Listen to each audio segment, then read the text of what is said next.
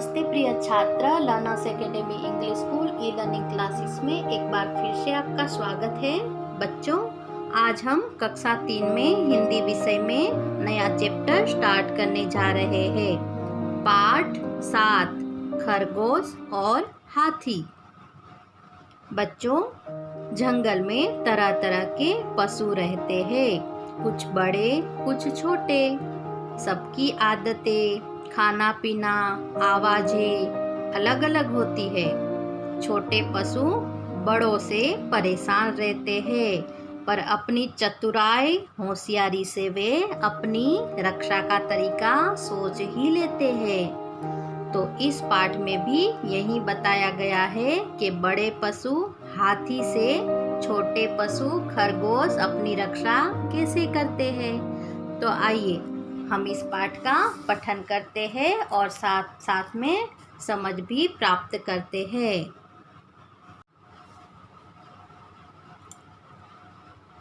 पाठ 7, खरगोश और हाथी।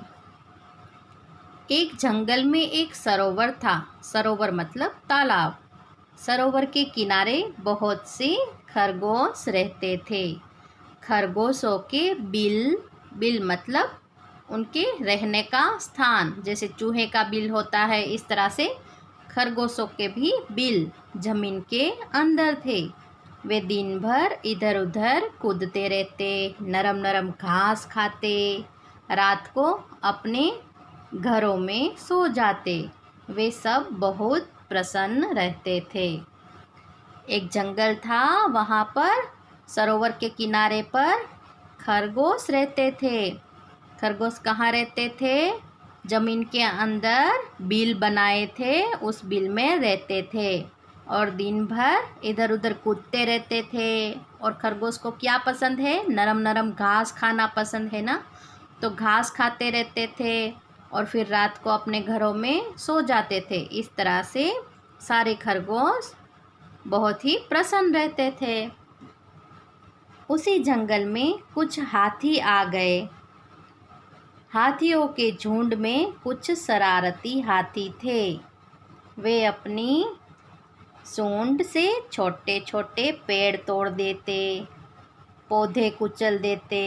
हाथियों के बच्चे खेल खेल में एक दूसरे से लड़ते। अभी क्या हुआ? खरगोश प्रसन्नता से रहते थे, तभी उसी जंगल में कौन आ गया? हाथी आ गए। और हाथियों का एक झुंड मतलब हाथियों का समूह, हाथियों का झुंड आ गया। उसमें शरारती हाथी भी थे। वो क्या करते थे? अपनी सूंड से छोटे छोटे पेड़ तोड़ देते थे, पौधे कुचल देते थे। और हाथियों के बच्चे क्या करते थे? खेल खेल में एक दूसरे से लड़ते भी थे। देखो बच्चों, यहाँ पर हमें दिखाई दे रहा है ना कि बहुत सारे खरगोश कैसे मस्ती कर रहे हैं, कूदते हैं, उछलते हैं। और सरोवर के किनारे जो गीली मिट्टी थी ना, वहाँ पर उनके बिल थे। हाथी पानी से बहुत प्यार करते हैं। वे सूंड में पानी भर भर नहाते, फिर सरोवर के किनारे मिट्टी में लोट लगाते। नरम जमीन उनके भार से दब जाती, साथ ही कई खरगोश परिवार भी दब जाते। इससे खरगोश बहुत दुखी थे। अब क्या हुआ? बहुत सारे हाथी आ गए थे ना, तो हाथी को पानी से तो बहुत प्यार था, तो हाथी क्या करते? सूंड में पानी भर भर के नहाते थे, सरोवर के किनारे मिट्टी में लोट लगाते। और नरम जमीन थी ना, वो हाथियों के भार से दब जाती थी।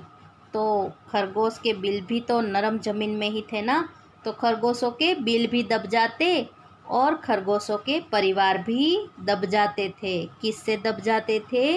हाथियों के भार से। अब खरगोशों के सरदार ने एक उपाय सोचा। कुछ चुने हुए खरगोशों के साथ वह हाथियों के सरदार के पास गया। अब खरगोश का सरदार था ना, उसने एक उपाय सोचा और कुछ खरगोशों के साथ वो कहाँ गया? हाथियों के सरदार के पास गया। खरगोश सरदार बोला, हम चांद के भांजे हैं। चांद में आप हमारे और साथियों को देख सकते हैं। हमारे कुछ भाई धरती पर रहने आए हैं। चांद मामा रोज सरोवर में हमसे मिलने आते हैं। वे आपसे नाराज है। खरगोश का सरदार क्या बोला? हाथी के सरदार के पास जाकर क्या बोला कि हम तो चांद के भांजे हैं। भांजे मतलब चांद की बहन का लड़का। तो हम तो चांद के भांजे हैं और चांदा मामा तो आपसे नाराज है। आप चांद में आप हमारे और साथियों को देख सकते हैं। मतलब चांद में हमारे साथी है, खरगोश साथी, वो आप देख सकते हैं, चांद के अंदर भी है। और हम कुछ भाई धरती पर आए हैं। तो चांदा मामा क्या करते हैं? रोज सरोवर में हमसे मिलने आते हैं, पर वो आपसे नाराज है। हाथी बोला, क्या? क्यों नाराज है? हमने क्या किया है? हाथी ने क्या कहा कि क्यों नाराज है आपके मामा? हमने क्या किया है? खरगोश बोला, सरोवर के समीप, समीप मतलब निकट, सरोवर के समीप नरम मिट्टी में सुराख कर हमने अपने घर बनाए हैं।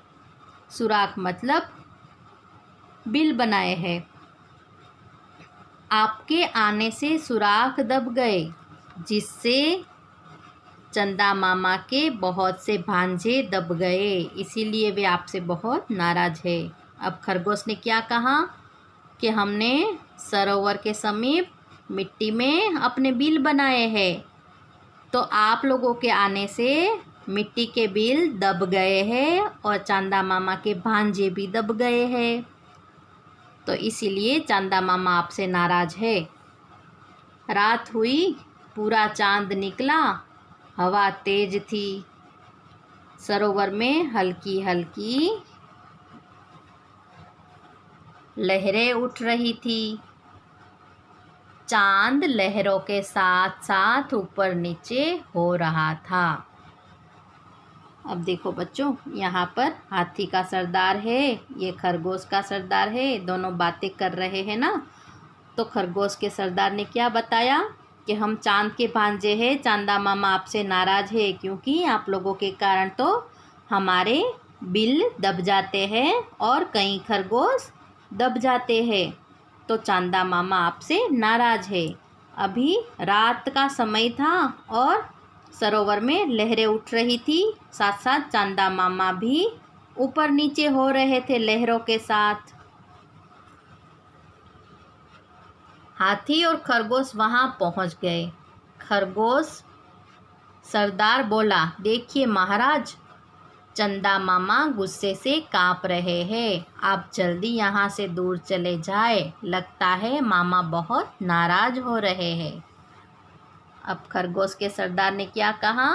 सभी हाथियों को बुलाया और दिखाया कि देखो, ये सरोवर में चंदा मामा ऊपर नीचे हो रहे हैं, मतलब आपसे बहुत नाराज है और गुस्से से काँप रहे हैं, तो आप लोग जल्दी यहाँ से दूर चले जाओ। हाथियों के सरदार ने अपने झुंड की तरफ देखा, सभी डर गए थे। अब सरदार बोला, चमकते हुए चांद को हमारा नमस्कार। हाथी के सरदार ने क्या किया? अपनी झुंड की तरफ देखा, सभी डर गए थे। अब हाथी के सरदार ने क्या बोला? चमकते हुए चांद को हमारा नमस्कार, हम अपनी गलती मानते हुए आपसे क्षमा मांगते हैं। क्षमा मतलब माफ़ी मांगते हैं। अब ऐसा काम नहीं करेंगे जिससे दूसरों को तकलीफ हो। तो बच्चों, कैसी लगी आपको यह खरगोश और हाथी की कहानी? बहुत ही मज़ा आया ना? देखा ना कि हाथी कद में कितना बड़ा होता है और खरगोश छोटा होता है, फिर भी खरगोश ने अपनी चतुराई से हाथी को भी अपनी बात समझा दी ना। और हाथी का सरदार भी समझ गया ना कि हाँ, जिससे दूसरों को तकलीफ हो ऐसा काम हम बिल्कुल नहीं करेंगे। और हाथी के सरदार ने खरगोश की क्षमा भी मांगी और वहाँ से चले गए। तो बच्चों, हमें भी मुसीबत के वक्त अपनी चतुराई से काम लेना चाहिए। और हाँ देखो, प्राणी भी नहीं चाहते कि उनके कारण किसी को तकलीफ हो। हाथी का सरदार भी नहीं चाहता था ना कि उनके कारण किसी को तकलीफ हो। तो हमें भी कभी किसी को तकलीफ नहीं पहुंचानी चाहिए और सबके साथ अच्छा व्यवहार करना चाहिए। बच्चों, नेक्स्ट वीडियो में हम इस पाठ का किताबी अभ्यास देखेंगे। Thank you.